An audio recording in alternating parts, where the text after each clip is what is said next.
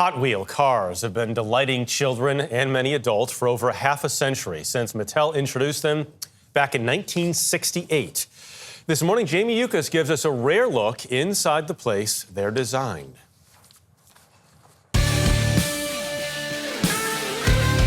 This is where the #1 best-selling toy in the world comes to life. An entire section of Mattel dedicated to Hot Wheels.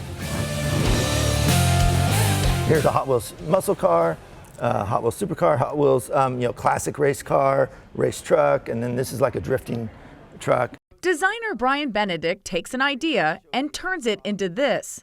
A Hot Wheels die-cast car, 64 times smaller than a regular car. If you could have dreamt up a job when you were a kid, was this it? Well, yeah, literally. Even when I was a kid, Hot Wheels was my introduction to cars, right? I actually remember writing a letter when I was 8 to Hot Wheels and suggesting different cars they should do. And you did? Yeah. Today, Benedict works with a team of designers, all with a background in the automotive industry, creating these unique designs. This is really your fantasy and what you get to have fun with. Yeah, absolutely. We have partnerships with all the car companies, and we do authentic replications, but with a little bit of a Hot Wheels spin, right? So we don't just do a regular Nissan Patrol, we do like a amped up, overlanding kind of patrol. Sometimes the color is probably a little different than what you see out we in do the real wild graphics, that sort of thing. Rooted in car culture and driven by authenticity, Hot Wheels is still able to create that element of fantasy. And sometimes we go really crazy by doing a donut car. So we brought in donuts because a lot of times the guys will bring in donuts or whatever, and we were sitting eating donuts and like, oh, this would make a cool car.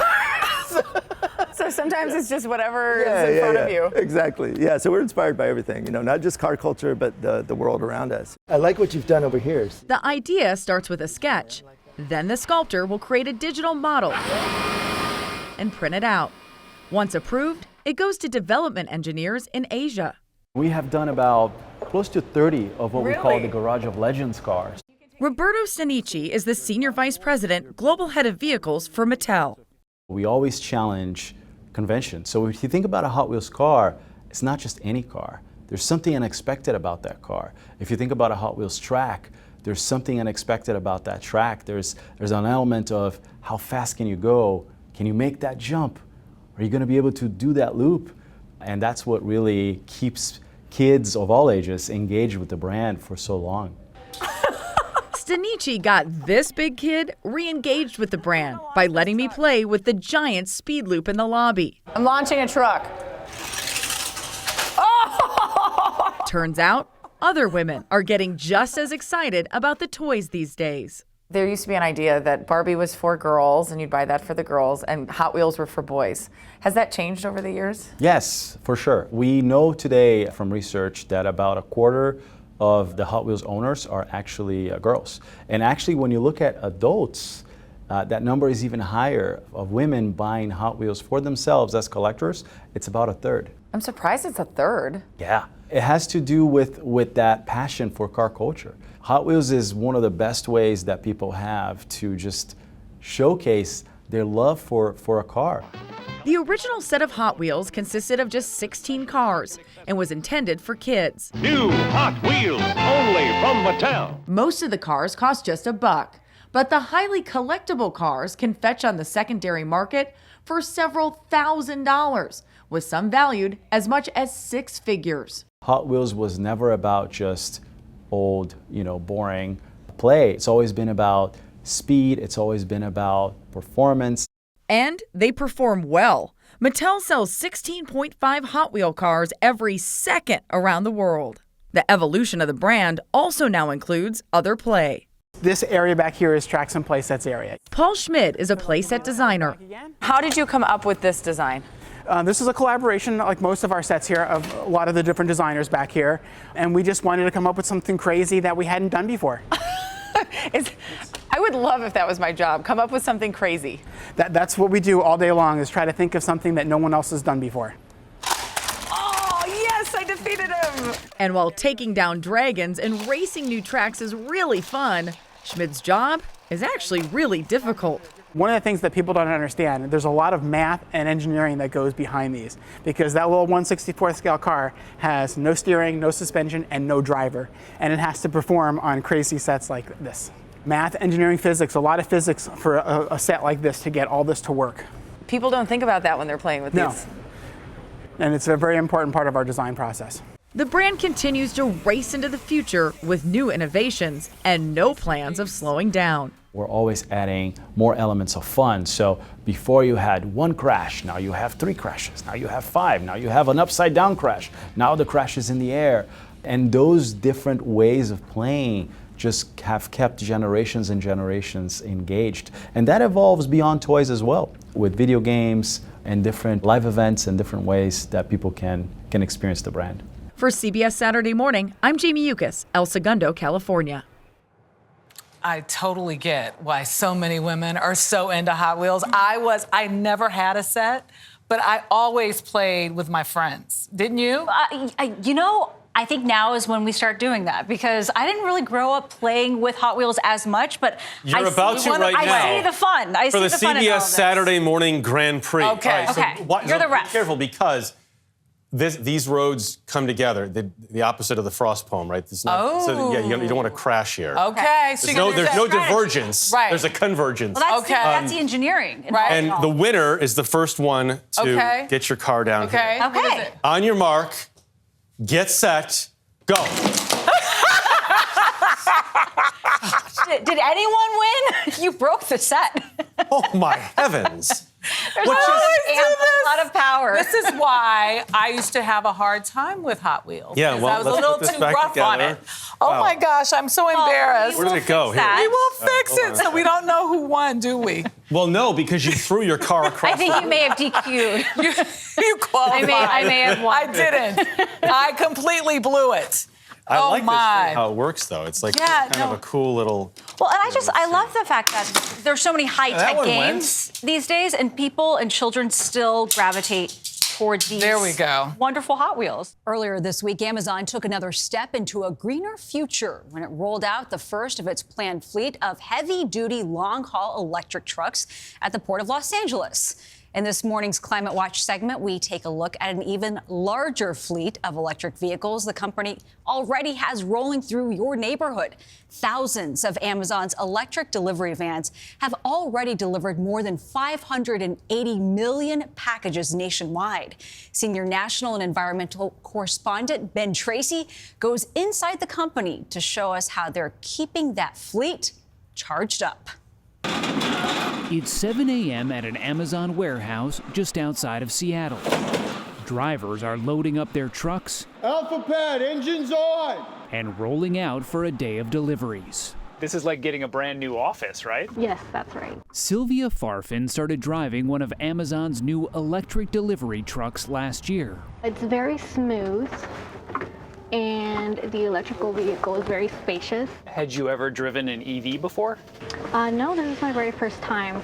The company now operates a fleet of 13,500 electric vans, part of an effort to eliminate carbon emissions from the so-called last mile of its delivery business.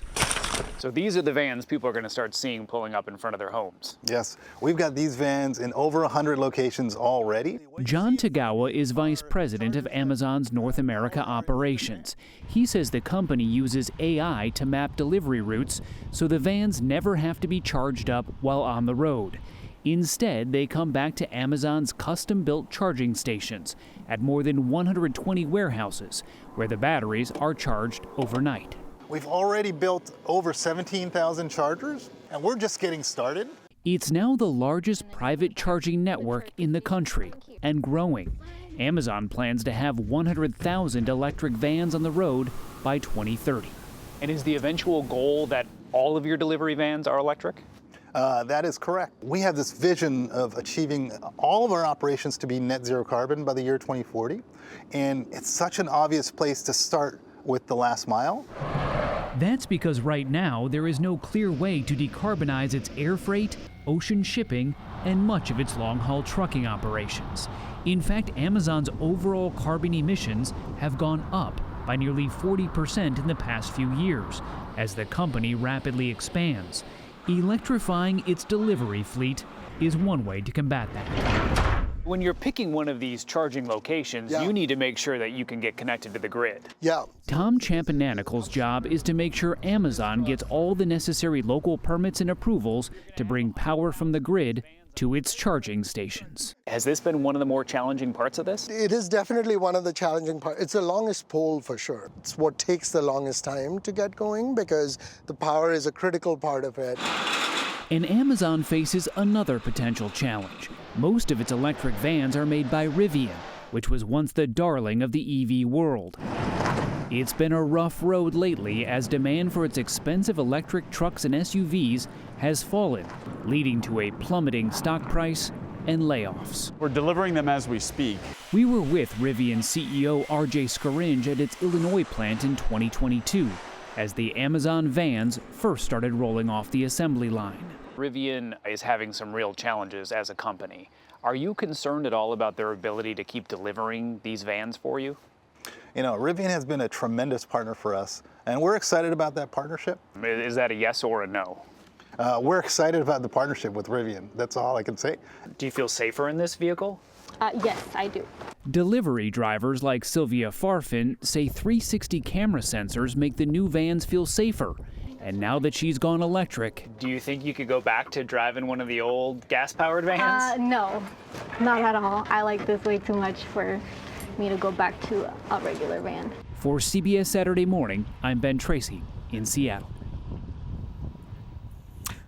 I mean, if they can figure it out, it's going to be helpful to everybody else because, what do you say, 13,500 vans so far, more than 17,000 chargers.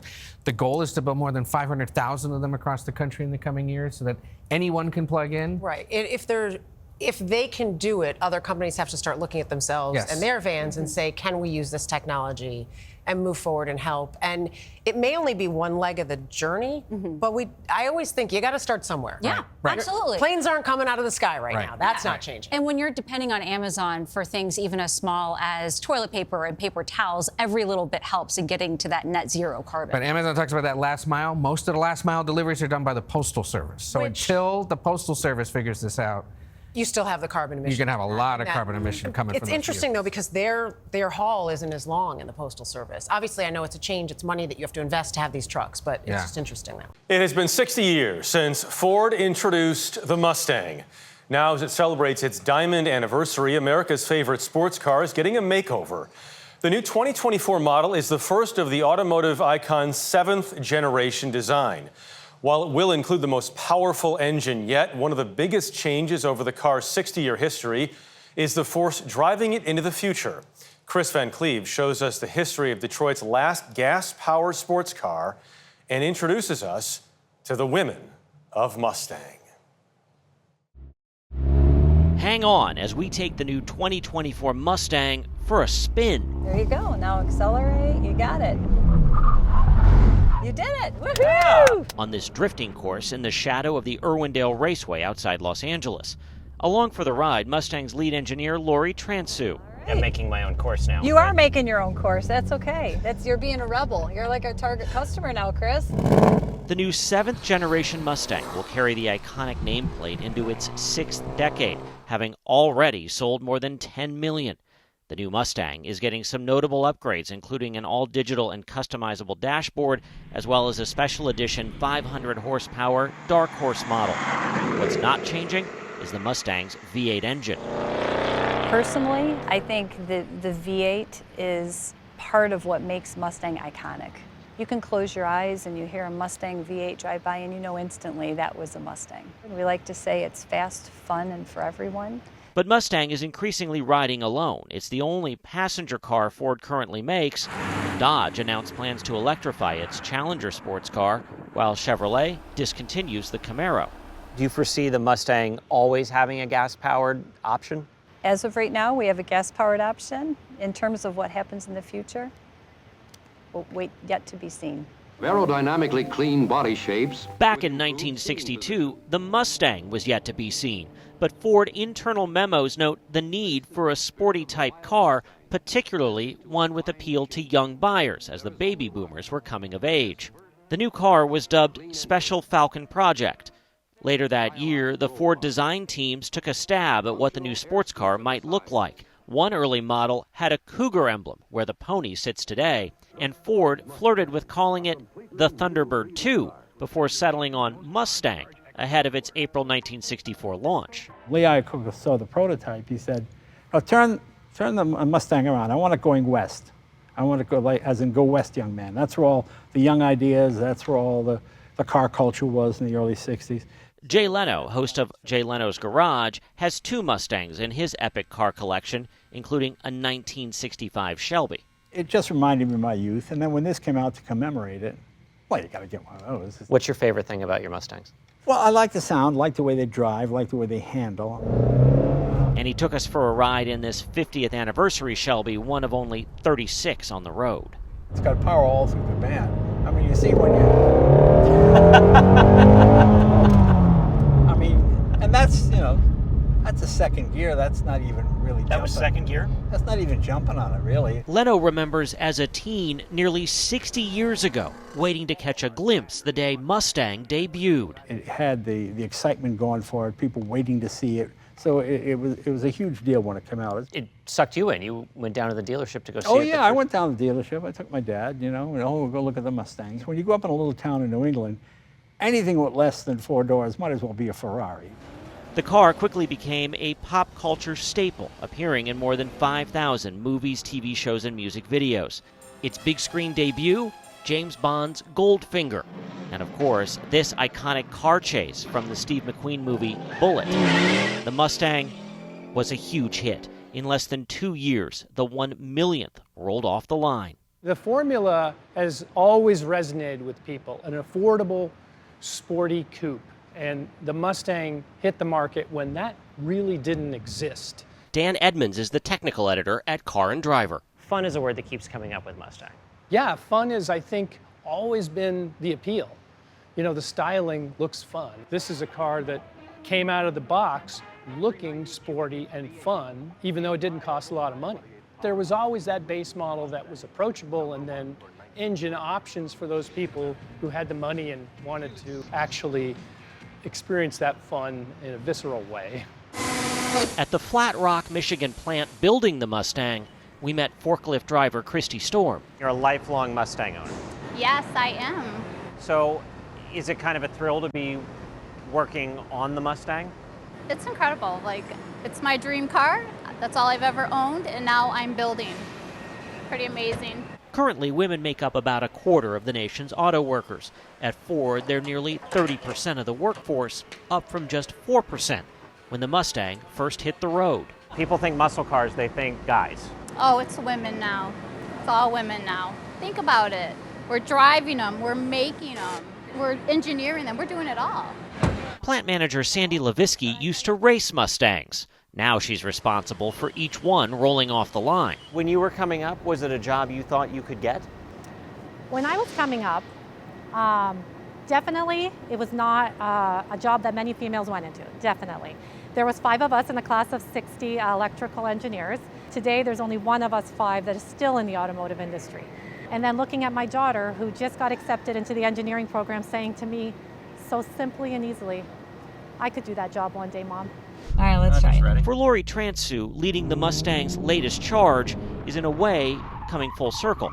Her first car, a Mustang. One of the things we want to do is broaden appeal to Mustang to women. So I think having us in these roles gives it a little different flair.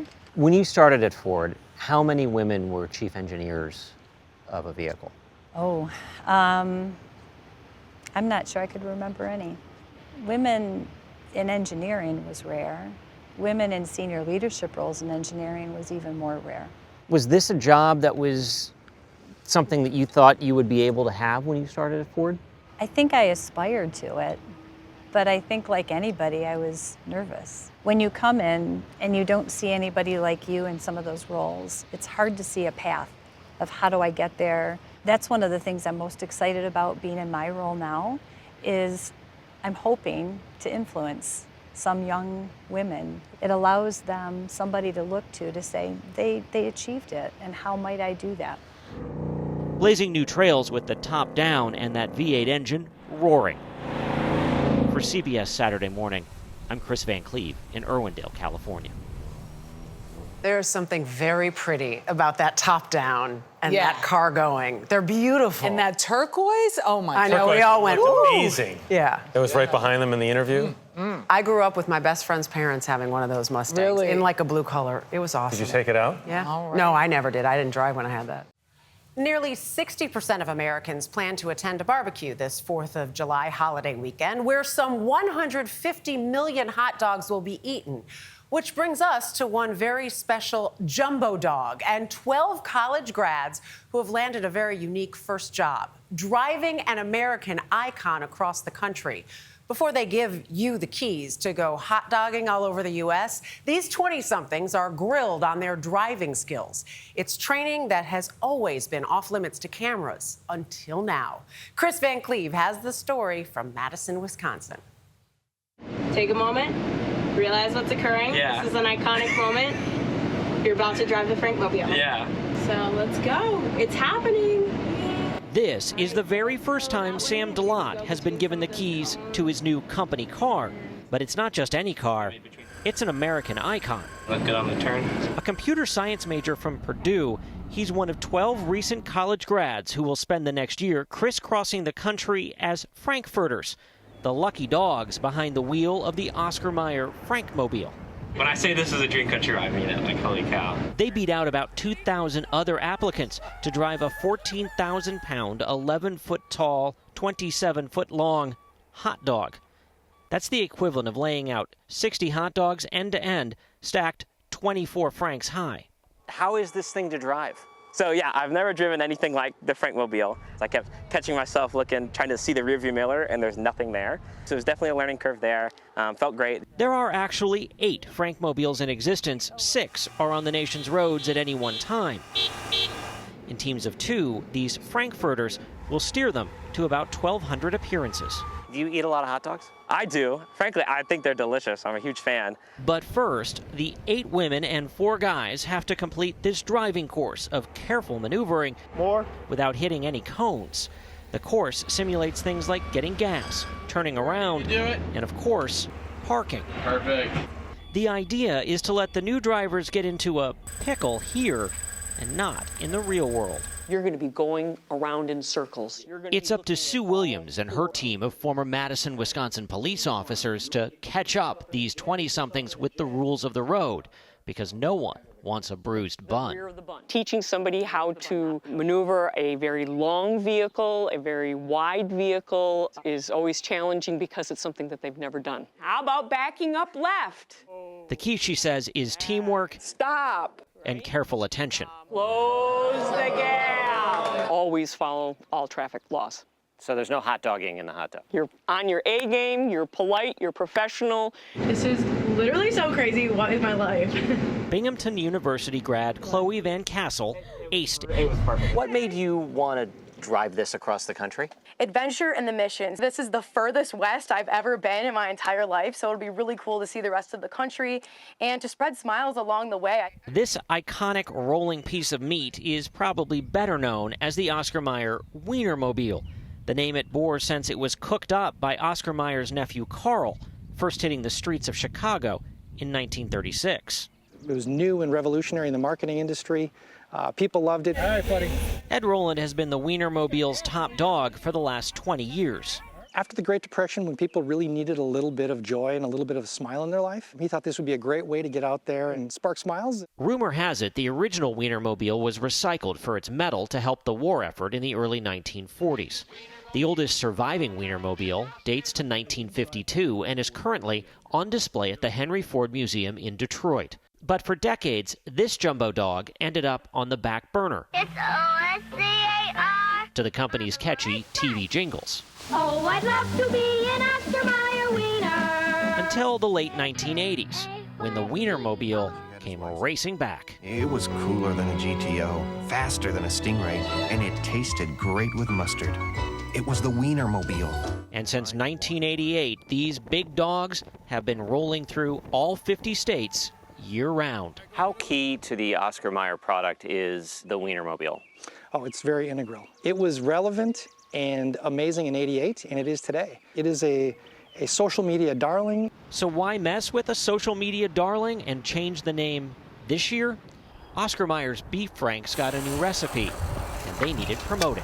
Is there a difference between a wiener and a frank? Actually, there is. A wiener has a blended meat, so it's more than one kind of meat in the hot dog, and a frank has a single meat. And the Wienermobile got a new name, at least for now. We're testing it out this summer. We've given the wieners a love for a long time. Now we're trying to give our beef franks some love. So it may not stay the Frankmobile for decades to come. Well, we'll have to see if it cuts the mustard. Let me relish that joke for a moment. Okay. Kat Abraham is wrapping up her year behind the wheel, Let's do it. Toss some buns. logging nearly 40,000 miles across 28 states. I did not have a car prior to this job. And Wait. This is your first car? This was my first car. One of her last Frankmobile assignments, letting us ride shotgun. That's their term, not mine. The Frankmobile holds up to 6, but does not have a kitchen. Its carpet resembles condiments, and its roof is painted like a blue sky. There's a bun-shaped glove box. You guessed it, the bun box. And the seat belts, those are meat belts. More people have been to space than have driven the Frankmobile. And not too many people get to ride along in it either. So what is it like to drive this thing? At first, it's a bit intimidating, but once you get behind the wheel and you get out and you see people's reactions on the road, you realize what an honor it is.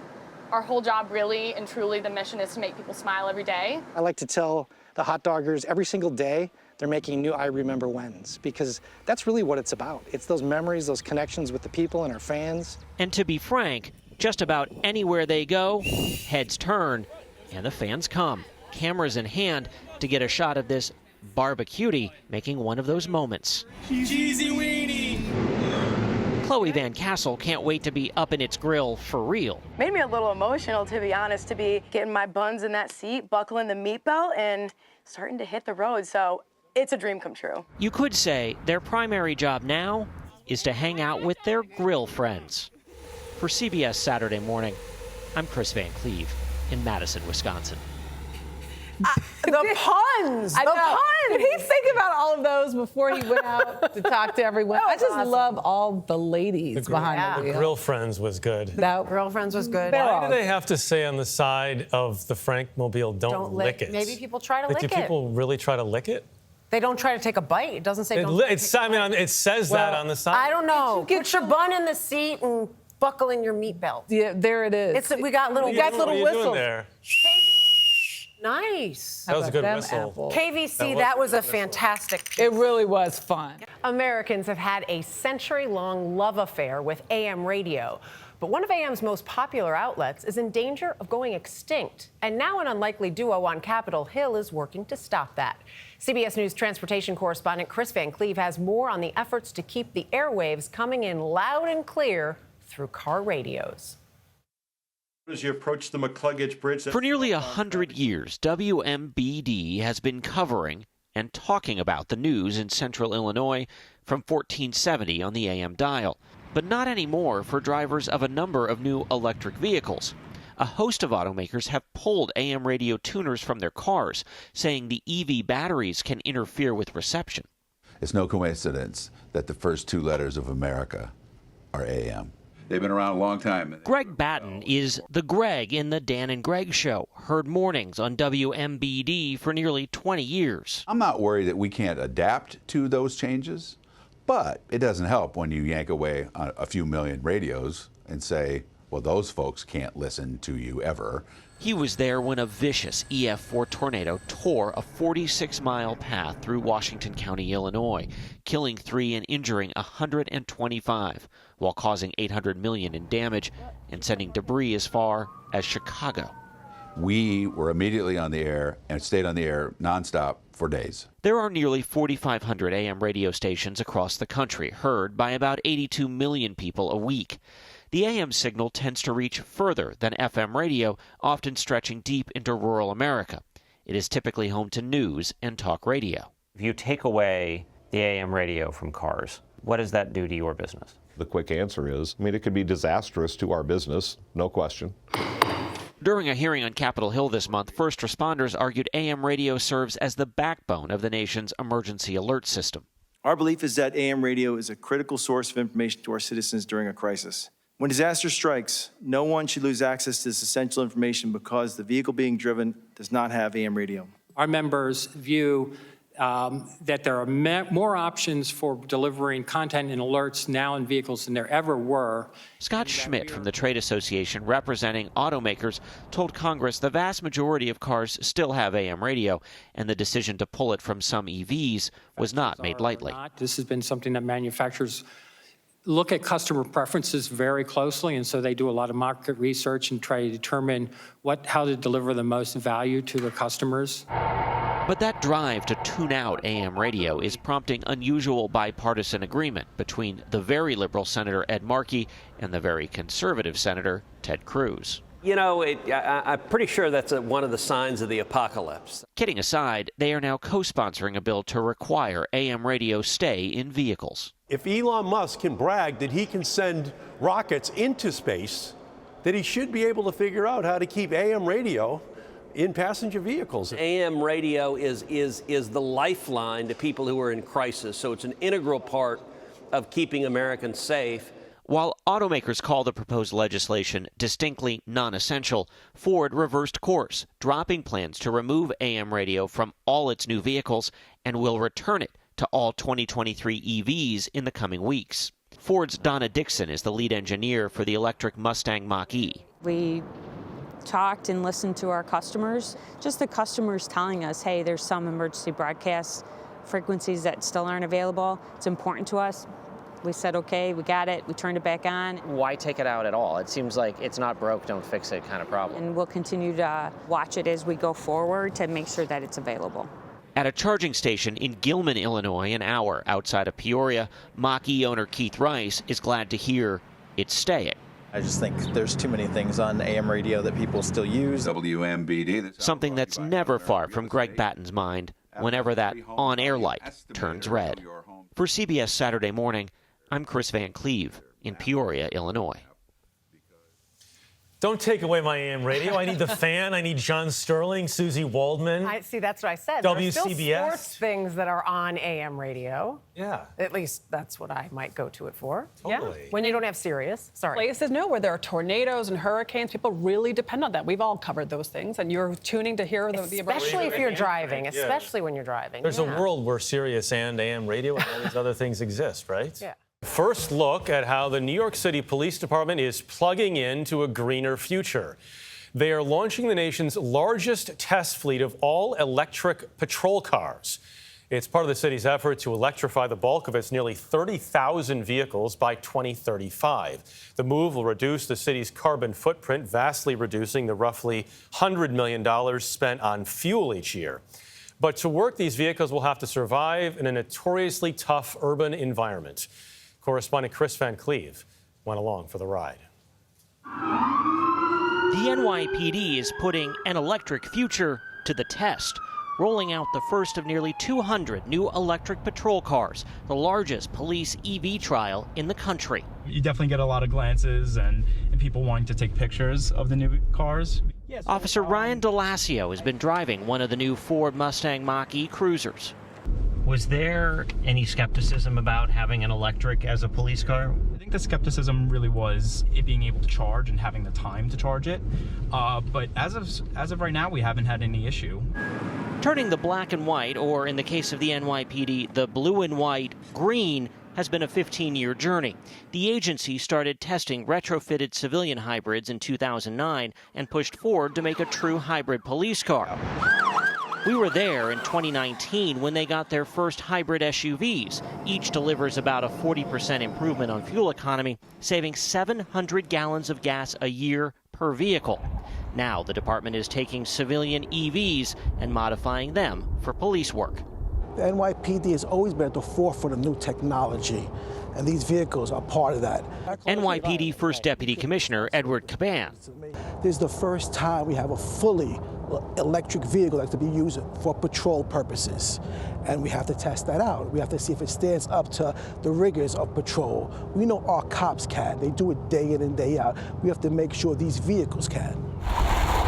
The Mach-E has more horsepower, more torque, more advanced safety features, a faster 0 to 60 time, and faster braking than any other vehicle in the NYPD fleet.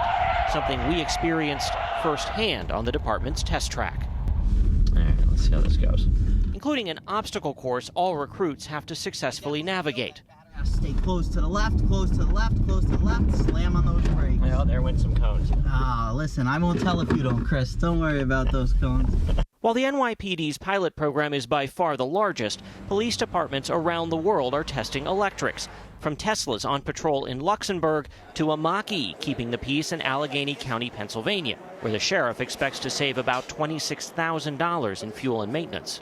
Still, Ford anticipates a gradual transition. It will be a slower progression to electric than it is for a retail customer to adjust to, just because a vehicle is used for a police officer in a much different way. Fremont, California police found the change comes with a bit of a learning curve. Down to 6 miles of battery on the Tesla, so I may lose it here in a sec. In 2019, officers nearly ran out of juice during a pursuit because the department forgot to charge its Tesla. One of our big concerns is, are we going to be able to keep these cars out there on a continual basis? Inspector Scott Alexa is the NYPD's commander of fleet services. He's getting daily feedback from officers testing the cars. What are you seeing that you like about the electrics? Where maybe is there room for improvement? Overall, the car seems to be performing well. Our officers are spending, a full 8 hours in these cars on most occasions, so we definitely want to see them in a more comfortable position and have more space in the car to put police equipment in the car. So far, Officer DeLacio is liking what he's seeing. Do you feel like this is just as capable of a police car as a gas-powered car? I do, yeah. I think it drives just as good, if not better in some ways, than the gas-powered cars. You're convinced that this has a future in policing? I am, yes. If it's managed properly and gets plugged in at night? Plugged in at night, yes. It can be used very effectively. A charged-up test drive through the Big Apple. For CBS Saturday Morning, I'm Chris Van Cleve in New York. He sounds like he needs a little more convincing, but what? More torque, more horsepower, more advanced safety features, but doesn't look like there's much room in the back seat for a suspect. Yeah, Chris was saying some of them are concerned that there's not enough room. It's not as spacious as some of the other vehicles, especially if you have a partner with you. Yes. So. Does it make it easier if you get pulled over? If at least in the police department. So yes, a partner in the police department. Thank you for that qualification. I think it's pretty nifty, and it's great that it's going to be helping save on fuel and maintenance. Great story there.